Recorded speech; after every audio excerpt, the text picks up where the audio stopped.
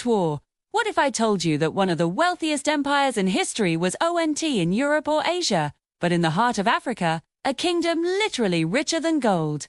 And what if I told you that history has tried its best to erase it? Deep within the sands of West Africa lies the story of the Mali Empire, a civilization so advanced and wealthy, it would make today's billionaires look like they're pinching pennies. Forget what you learned in standard history class. We're going on an adventure to uncover the truth. Our journey begins with one of the greatest stories ever told, the pilgrimage of Mansa Musa. In the 14th century, this Malian emperor embarked on a journey to Mecca. But this was no ordinary trip. He traveled with an entourage of 60,000 people, including 12,000 servants, each carrying bars of pure gold. He gave away so much gold in cities like Cairo that he single-handedly crashed the local economy for over a decade. Imagine being so rich you could break an entire country's economy just by being generous. That was the reality of Mali. His wealth wasn't just immense. It was legendary, echoing through the medieval world from Africa to Europe. But Mansa Musa's story is just the tip of the golden spear.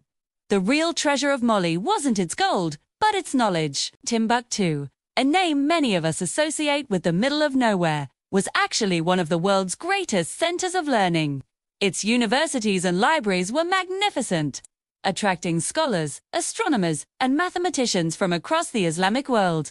Hidden away from colonial looters and the ravages of time are hundreds of thousands of manuscripts. These aren't just religious texts, they are detailed records of astronomy, medicine, philosophy, mathematics, and law.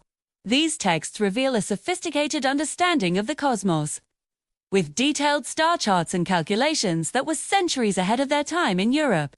They contain medical procedures and botanical knowledge that we are only just beginning to rediscover. This was a civilization that valued intellect as much as it valued gold. So why don't we hear more about it? Because these ancient cities, once bustling hubs of trade and scholarship, were eventually swallowed by the relentless sands of the Sahara. For centuries, the magnificent mosques, sprawling universities, and grand palaces of cities like Gao and Jen lay buried, their stories fading into myth. Explorers who searched for them were often met with failure, dismissing Timbuktu as a mere legend.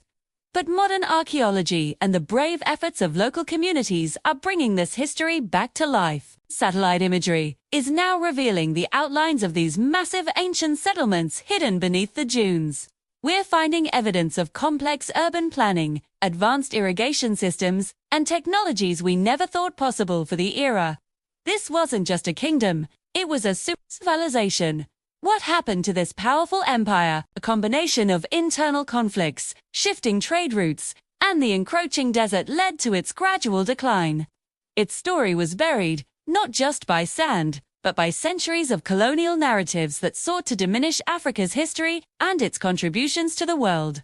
It was a kingdom that history tried to erase. The legacy of the Mali Empire is a testament to the incredible heights of human achievement that can be found in every corner of our world. It challenges us to question the histories we've been taught and to look deeper for the stories that have been deliberately hidden from us. Third, the rediscovery of Mali is not just about unearthing gold and old buildings.